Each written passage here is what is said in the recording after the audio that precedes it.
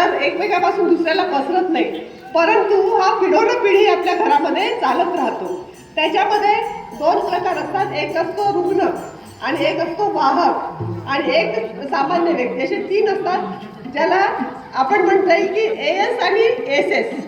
As म्हणजे वाहक, म्हणजे जे वाहन घेऊन जातं, एसएस नावाचं किंवा आजार, आणि एसएस म्हणजे रुग्ण.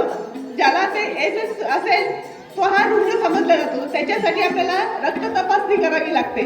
आपल्याला 0 ते 40 वर्ष वयोगटातील जे लोक आहेत त्यांची मुलं मुली लहान असो मोठा असो 40 वर्षापर्यंतच्या व्यक्तींची आपल्याला रक्त तपासणी करावी लागते.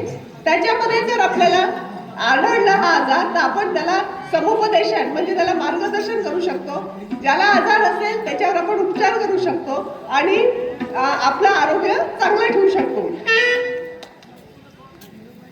सिकल सेल ॲनिमिया हा एक अनुवांशिक रक्तविकार आहे.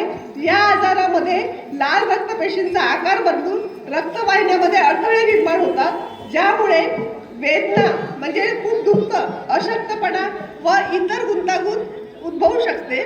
मात्र वेळीच तपासणी, योग्य निदान आणि नियमित उपचार केल्यास सिकल सेल रुग्ण निरोगी व सक्रिय जीवन जगू शकतो. विशेषतः लग्नापूर्वी सिकल सेल तपासणी केल्यास पुढील पिढीला या आजारापासून सुरक्षित ठेवणे शक्य आहे. महाराष्ट्र शासनाच्या अरुणोदय सिकल सेल ॲनिमिया विशेष अभियानाच्या माध्यमातून तपासणी, उपचार व समुपदेशन सुविधा उपलब्ध आहेत.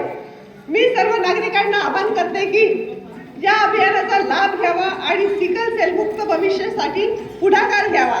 आपल्या आजूबाजूला या वयोगटातील जेवढे काही लोक असतील त्या सर्वांची रक्त तपासणी करणे आवश्यक आहे आणि या आजाराला दूर ठेवणं महत्त्वाचे आहे, जेणेकरून पुढची पिढी ही निरोगी आणि योग्य जन्माला येईल.